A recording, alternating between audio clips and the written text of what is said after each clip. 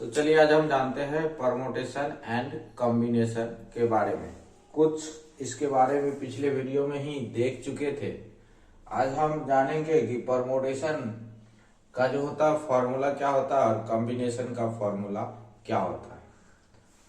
Simply word में समझिए तो परमुटेशन जो होता है एक प्रकार का सजावट होता है और कॉम्बिनेशन जो है एक प्रकार का चुनाव होता है, यानी कि चुनना।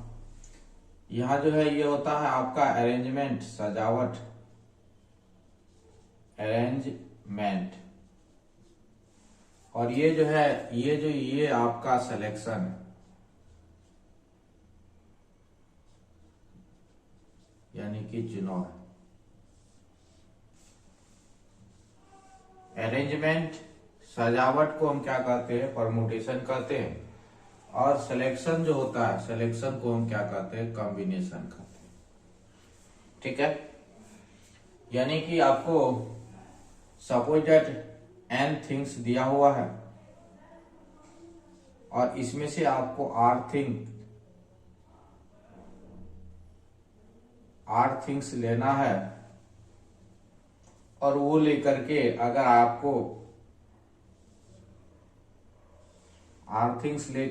आपको सजाना है, यानी कि अरेंजमेंट करना है तो वो परमुटेशन कहलाएगा। अगर आप सिलेक्शन करते हैं, यानी कि चुनाव करते हैं r थिंग्स का n थिंग में से, तो वो आपका क्या कहलाएगा? कॉम्बिनेशन कहलाएगा। ठीक है, तो अरेंजमेंट में जो होता है वो आपका जो यूज होता है उसको हम लिखते हैं NPR।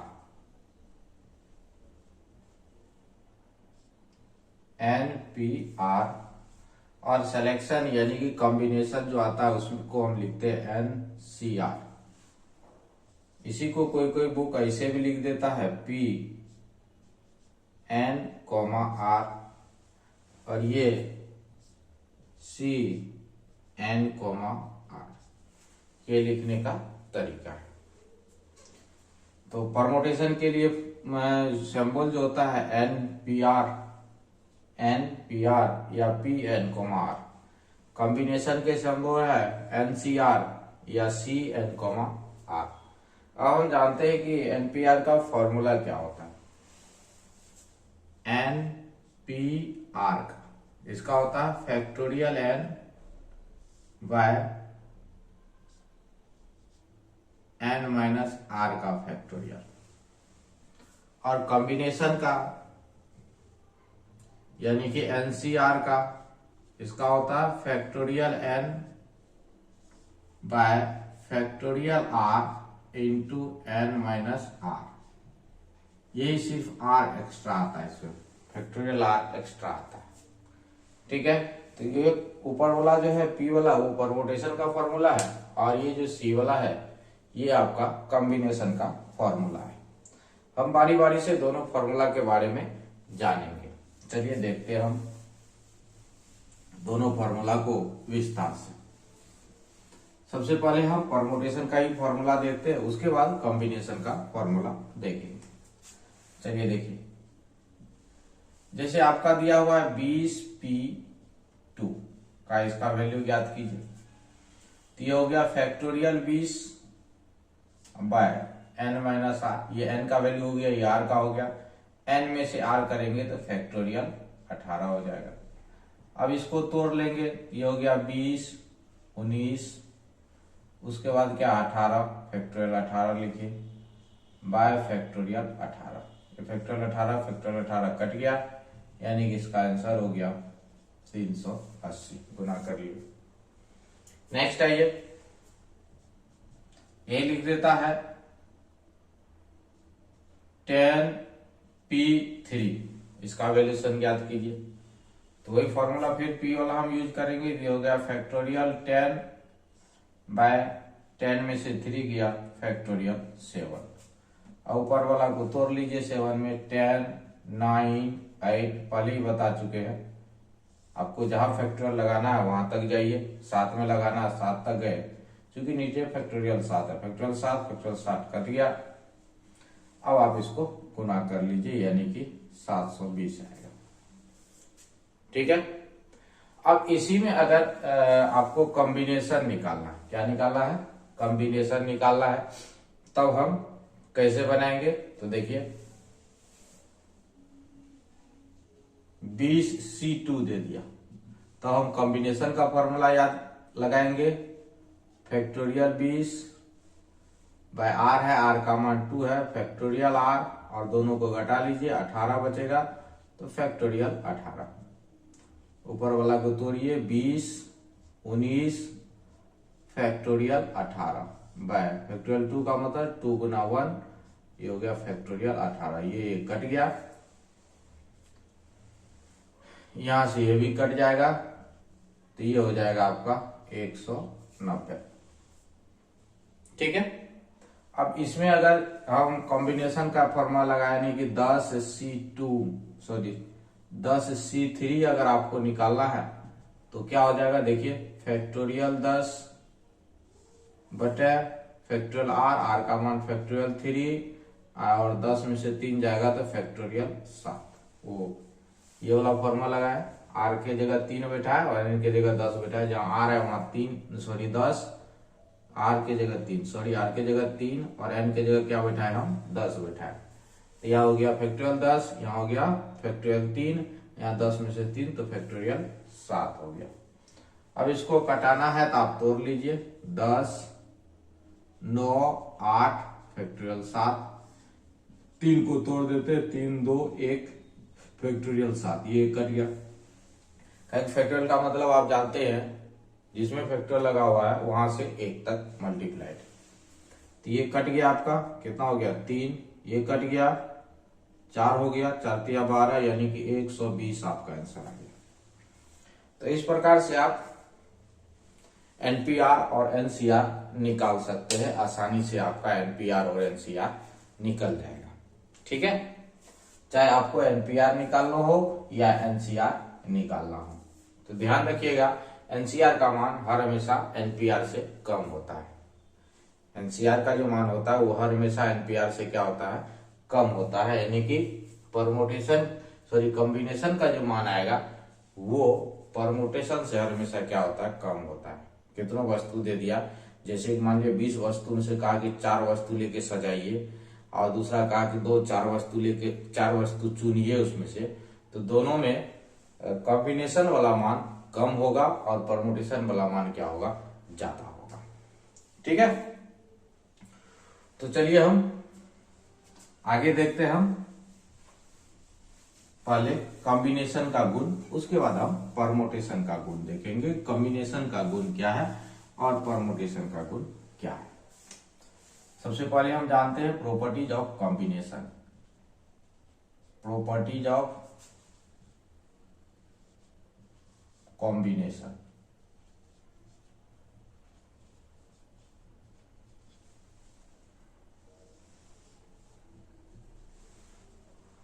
इसका पहला प्रॉपर्टीज है कि अगर आर का मान कॉम्बिनेशन में 0 रहता है जिसका वैल्यू 1 होता है। ठीक है, आर का मान क्या रहता है, 0 रहता है, इसका वैल्यू 1 होगा, बिना निकाले हुए आप लिख सकते हैं। जैसे लिखा हुआ 4C0, इसका वैल्यूशन 1 हो जाएगा। दूसरा 5C0 वैल्यूशन 1 हो जाएगा। 6C0 वैल्यूशन क्या हो जाएगा, 1 हो जाएगा। 7C0 वैल्यूशन क्या हो जाएगा, 1 हो जाएगा। यानी कि अगर आर का वैल्यूशन आपको 0 दिया हुआ है तो उस स्थिति में वो पूरा कॉम्बिनेशन का ही वैल्यूशन क्या हो जाएगा, 1 हो जाएगा। ये पहला कट रूल है, इसका प्रॉपर्टीज है। दूसरा प्रॉपर्टी में चलते हैं, अगर एन और आर दोनों सेम है तो भी इसका वैल्यूशन 1 होता है। जैसे एग्जांपल के तौर पर दिया हुआ है 4C4, इसका वैल्यूशन 1 हो जाएगा। 5C5 वैल्यूशन क्या हो जाएगा, 1 हो जाएगा। 6C6 वैल्यूशन क्या हो जाएगा, 1 हो जाएगा। 10C10 इसका वैल्यूशन क्या हो जाएगा, 1 हो जाएगा। अगर दोनों सेम रहता है तो भी इसका वैल्यूशन क्या हो जाएगा, 1 हो जाएगा। बिना फॉर्मूला लगाए हुए डायरेक्ट लिख सकते हैं, इसका वैल्यूशन क्या होगा, 1 होगा। ठीक है, तो चलिए तीसरा गुण देखते हैं। अगर आपका NC1 दिया है, इसका वैल्यूशन n होता है। अगर आर का वैल्यूशन क्या दिया रहे, 1 दिया रहे, तो इसका वैल्यूशन क्या होता है, एन होता है। जैसे एग्जांपल के तौर पर देखिए, आपका दिया हुआ है 5C1, क्या हो जाएगा, 5 हो जाएगा। 6C1 क्या हो जाएगा, 6 हो जाएगा। 7C1 क्या हो जाएगा, 7 हो जाएगा। 8C1 क्या हो जाएगा, 8 हो जाएगा। ठीक है। अगर आर का मान 1 दिया रहे तो एन का जो वैल्यूशन होता है वही उसका आंसर होता है कॉम्बिनेशन का। जैसे 1 दिया हुआ है तो क्या होता है, जो एन का वैल्यूशन है वही आपका आंसर होता है। इसमें सेम रहने पर 1 होता है, आर का मान 0 रहने पर भी क्या होता है, 1 होता है। ठीक है। अब हम इसके बाद चौथा गुण में जाते हैं। इसी का चौथा गुण जो है, चौथा गुण को हम देखते हैं। चलिए देखते हैं हम चौथा गुण। इसका चौथा गुण है, अगर एन और आर का मान उससे एक कम है तो भी इसका मान एन होता है। जैसे देखिए दिया हुआ है 5C4 तो क्या हो जाएगा, 5 हो जाएगा। 6C5 तो क्या हो जाएगा, 6 हो जाएगा। 7C6 तो क्या हो जाएगा, 7 हो जाएगा। या यही दिया हुआ है 8C7 तो क्या हो जाएगा, 8 हो जाएगा। देखिए कम रहना चाहिए, आर का वैल्यूशन एक कम रहना चाहिए, ज्यादा नहीं, एक कम। यहाँ 5 है तो यहाँ क्या हुआ, 4। यहाँ 6 है तो यहाँ क्या है, 5 है। यहाँ 7 है तो यहाँ क्या है, 6 है। यहाँ 8 है तो यहाँ क्या है, 7 है। तो उस स्थिति में जो एन का वैल्यूशन रहेगा, जो ये एन वाला वैल्यू रहेगा, वही उसका आंसर होता है। ठीक है। ये भी आप अगर ये चार्ट याद रखिएगा तो आपको बनाने में आसानी होगा, देखे के डायरेक्ट लिख सकते हैं। और अगर भूल जाते हैं तब तो आप तोड़ने जानते ही हैं, तब आप इसको तोड़ लीजिए। क्या होता है इसका formula, factorial N by factorial R और फिर एन माइनस आर। एन में से आर जाएगा तो फैक्टोरियल 1, तो हो गया 5 फैक्टोरियल 4 बाय फैक्टोरियल 1 और गुना फैक्टोरियल 1 का मान 1 कट गया तो हो गया 5/1 यानी कि 5। एक चीज आप याद रखिएगा कि फैक्टोरियल 0 का जो मान होता है ये आपका 1 होता है, और फैक्टोरियल 1 का मान ये भी क्या होता है, 1 होता है। फैक्टोरियल 0 का भी मान 1 और फैक्टोरियल 1 का भी मान 1। और फैक्टोरियल के बारे में पहले से ही जानते आ रहे हैं, किसी भी में फैक्टोरियल लगा हुआ है जिसका मतलब वहां से 1 तक गुना। जैसे 4 में लगा हुआ है तो 4 से लेकर के 1 तक गुना, यानी कि इसका मान क्या हो गया, 24 हो गया। किसी भी चीज में फैक्टोरियल लगा हुआ है तो उसका मतलब हो गया वहां से 1 तक गुना। ठीक है। चलिए अब नेक्स्ट आते हैं अगला प्रॉपर्टीज में।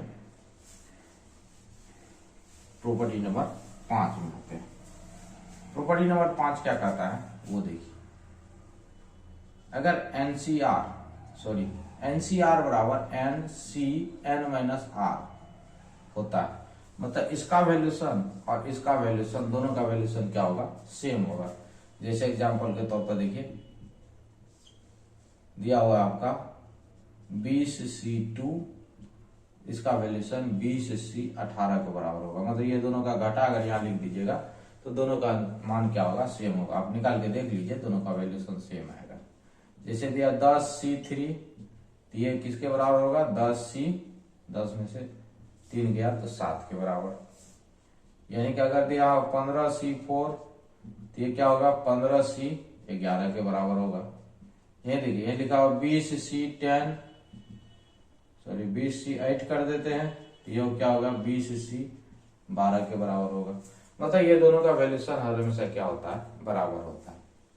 20C2 और 20C18 का वैल्यूशन सेम होगा।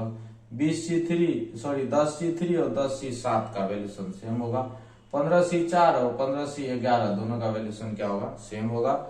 20C8 और 20C12 दोनों का वैल्यूशन क्या होगा, हमेशा सेम होता है। ठीक है, ये आपको ध्यान में रखना है। और अगर इसको देखना चाहते हैं दोनों का वैल्यूशन सेम आता है कि नहीं आता है, तो वो भी हम आपको करके दिखा देते हैं। इसका वैल्यूशन निकालिए, तो पहले हम 20C2 का निकालते हैं। तो क्या हो गया, ये factorial 20 bye factorial 2 into factorial कितना, 18। तो ये हो गया 20, 19, 18 बटे 2 गुना 1 फैक्टोरियल 18, 18 कट गया, ये 10 यानी कि 190 आया।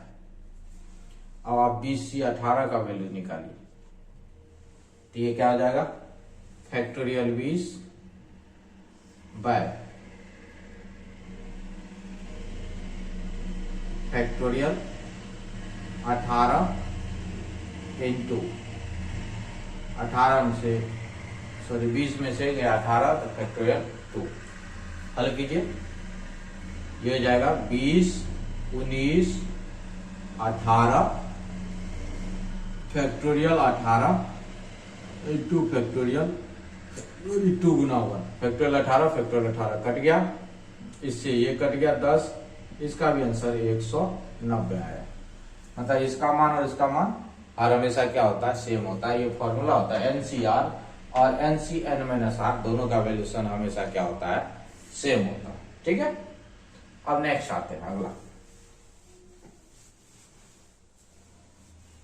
छठा प्रॉपर्टी में आते हैं। प्रॉपर्टी नंबर 6, अगर किसी क्वेश्चन में NCX बराबर NCY दिया हुआ, NCX बराबर क्या दिया हुआ, NCY, तो देन उस स्थिति में या तो x बराबर y होता है और n बराबर x प्लस y होता है। n बराबर क्या होता है, x प्लस y होता है। जैसे एग्जांपल के तौर पर देखिए, कह दिया NC4 बराबर NC5, तो n का मान क्या होगा। तो अभी तुरंत पढ़े हैं कि या तो दोनों बराबर होता है, तो ये दोनों तो बराबर नहीं है, मतलब ये पहला वाला रूल नहीं है। इसका मतलब कौन सा रूल होगा, दूसरा वाला। तो दूसरा वाला हम यूज करेंगे, तो दूसरा वाला के अनुसार ये क्या हो जाएगा, n बराबर x, x का वैल्यूशन है 4 और प्लस y, y का वैल्यूशन क्या है 5, 5 4 कितना हो गया 9। n बराबर क्या हो जाएगा, x प्लस y, x का वैल्यूशन 4 है, y का वैल्यूशन क्या है 5 है, तो ये आपका 5 हो गया। दूसरा देखिए, यदि आप 20CX बराबर 20C5, तो x का मान क्या होगा। तो या तो एक तो डायरेक्ट बोल सकते हैं x का मान 5 होगा, x बराबर क्या होगा 5 होगा, दोनों को बराबर कर दिए। और दूसरा एंड दूसरा मान अगर पूछा जाए और दूसरा अगर निकालना चाहते हैं, तो दूसरा बराबर n बराबर, यानी कि n का मान 20, 20 बराबर x प्लस 5, यानी कि x प्लस 5 बराबर 20, x बराबर 20 माइनस 5 यानी कि 15 होगा। क्या होगा आपका 15 हो जाएगा। ये दो टाइप का है, आप निकाल सकते हैं दोनों टाइप से मान। ये NCX बराबर अगर NCY होता है, तो इस स्थिति में x बराबर क्या होता है y होता है, या n बराबर क्या होता है आपका x प्लस y होता है। ठीक है, तो आज के लिए हम यहीं तक रखते हैं, अगले वीडियो में हम यहां से आगे देखेंगे।